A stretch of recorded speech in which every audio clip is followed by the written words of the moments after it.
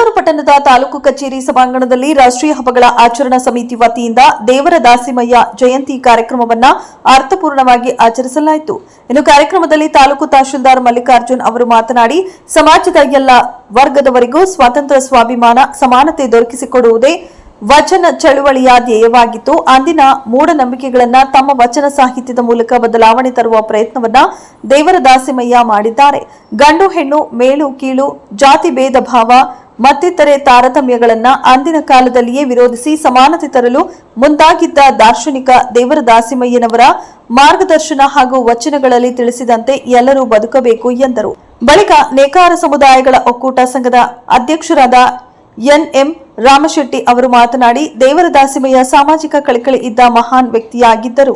ಇಂದಿಗೂ ಕೂಡ ಅವರ ವಚನಗಳು ಆಧ್ಯಾತ್ಮಿಕ ಮತ್ತು ಸಾಮಾಜಿಕವಾಗಿ ಮಾನವನ ಬದುಕಿಗೆ ದಾರಿದೀಪವಾಗಿದೆ. ನೇಕಾರ ಜನಾಂಗದ ಮೂಲ ಪುರುಷರಾಗಿರುವ ಅವರು ನೇಕಾರ ವೃತ್ತಿ ಪವಿತ್ರವಾದದ್ದು. ನೇಕಾರರು ಕುಶಲಕರ್ಮಿಗಳಾಗಿದ್ದು ಶ್ರಮಜೀವಿಗಳು ಎಂಬುದಾಗಿ ವಚನಗಳಲ್ಲಿ ಬಣ್ಣಿಸಿದ್ದಾರೆ. ಮಾನಸಿಕ ಸುಸ್ಥಿತಿ ಕಾಯ್ದುಕೊಳ್ಳಲು ಶರಣರ ತತ್ವ ಸಂದೇಶಗಳು ಸಹಕಾರಿ ಆಗಿವೆ ಎಂದರು. ಅವ್ರ ಬಗ್ಗೆ ಹೇಳಬೇಕಾದ್ರೆ ನನಗೆ ಅಷ್ಟೇನು ಗೊತ್ತಿಲ್ಲ. ವಚನಗಳ ಅರ್ಥ ವಚನಕಾರರಂತ ಗೊತ್ತು. ಅವರು ವಚನದಿಂದ ಎಲ್ಲ ಜೀವನದ ಅಂಶ ಏನು ಅನ್ನೋದೆಲ್ಲ ನಡೆಸ್ತಿದ್ರು. ಸೊ ಅವರ ಜೀವನ ಅವಧಿಯಲ್ಲಿ 176 ವಚನಗಳು ಬರೆದಿದ್ದಾರೆ ಅಂತ. ಸೊ ಶಿವನ ಭಕ್ತರು ಮೇನ್ ಆಗಿ ನಮ್ಮ ಹಿಮೆ ಮಾತ್ರ ನಮ್ಮ ಯಾದಗಿರಿ ಹುಟ್ಟಿದ್ದು ನಾರ್ತ್ ಕರ್ನಾಟಕ. ನಾನು ಬರೋದು ಅಲ್ಲೇ ಗುಲ್ಬರ್ಗ ಡಿಸ್ಟ್ರಿಕ್ಟಿಂದ. ಸೊ ಅದೊಂದು ದೊಡ್ಡ ಹೆಮ್ಮೆ ಮಾತು.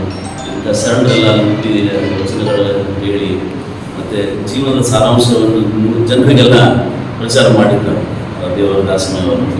ಸೊ ಇದೊಂದು ಸಮಾರಂಭ ಮಾಡೋದಕ್ಕೆ ನನಗೂ ಸಹಿ ಅನಿಸುತ್ತೆ. ಯಾಕಂದರೆ ಇಂಥ ಸಣ್ಣದ ನೆನೆಸ್ಕೊಳ್ಳೋಕ್ಕೆ ಇದೊಂದು ಅವಕಾಶ ನಮಗೆಲ್ಲ. ಮತ್ತು ಅವರು ಹೇಳಿದ ವಚನ ಪ್ರಕಾರ ಜೀವನ ನಡೆಸಬೇಕು, ಸರಳ ಮತ್ತು ಸಾಧಾರಣ ಜೀವನ ನಡೆಸಬೇಕು ಅಂತ ಅವ್ರ ಮೆಸೇಜ್.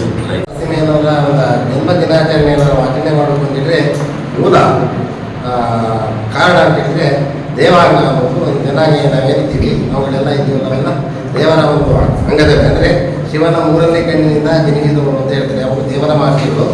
ಅವರು ದೇವದತ್ತೆ ಮತ್ತು ಅಗ್ನಿದತ್ತೆಯಿಂದ ಇಬ್ಬರು ಕನ್ಯೆಯನ್ನು ವಿವಾಹ ಆಗ್ತಾರೆ. ಅವರಿಂದ ನಾವು ಮುಂದುವರೆದ ಜನಾಂಗಗಳೇ ಆ ದೇವಾಂಗದವರು ಹೇಳ್ತೀವಿ. ಹಾಗಾಗಿ ಇವರು ಬರೀ ದೇವಾಂಗದವರು ಇದರಲ್ಲಿ ಉದ್ದೇಶಪೂರ್ವಕವಾಗಿ ದೇವಾನ ದೇವತೆಗಳಿಗೆ ಉತ್ತರವನ್ನು ನೇಯ್ಗೆ ಮಾಡಿಕೊಡಬೇಕು ಅಂತೇಳಿ ಶಿವನ ಸೃಷ್ಟಿಯನ್ನು ಮಾಡ್ತಾರೆ. ದೇವನ ಮಾತಿನಿಂದ ಆ ಕಾರ್ಯದಲ್ಲಿ ಕೂಡ ಅವರು ಕೂಡ ಭಾಳ ಇದಾಗಿರ್ತಾರೆ. ಮತ್ತು ಅವರ ವಿಶೇಷ ಅಂತ ಹೇಳಿದರೆ ಅಲ್ಲಿಂದ ಮುಂದುವರೆದ ಎಂಬುದಾಗಿ ನಮ್ಮ ದಾಸಿಮಯ್ಯನವರ ಬರ್ತಾರೆ. ಇವರು ಜೇಡರ ದಾಸಿಮಯ್ಯ ಅಂತಲೂ ಕೂಡ ಕರೀತಾರೆ. ಹಾಗೆ ಜೇಡರ ದಾಸಿಮಯ್ಯ ಅಂತಲೂ ಕೂಡ ಕರೀತಾರೆ. ಆದ್ಯ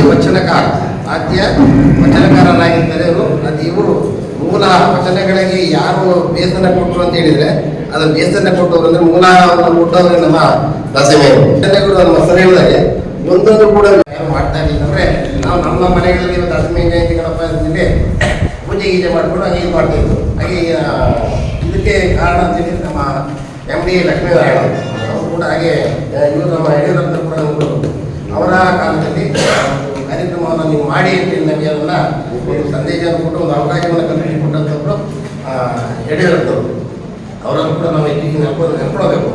ಹಾಗಾಗಿ ಈ ಕಾರ್ಯಕ್ರಮವನ್ನು ನಮಗೆ ಮುಂದಿನ ದಿನಗಳಲ್ಲಿ ಆದರೂ ಕೂಡ ಒಂದು ತುಂಬ ಕರೆಯದ ನಮ್ಮ ಸ್ಫೂರ್ತಿ ಹೇಳ್ಕೊಂಡು ಬಂದಿರದೆ 1,000 ಅಮೌಂಟು ನಾವು ಹಾಗಾಗಿ ನಮ್ಮ ಇದೇ ಕಚೇರಿ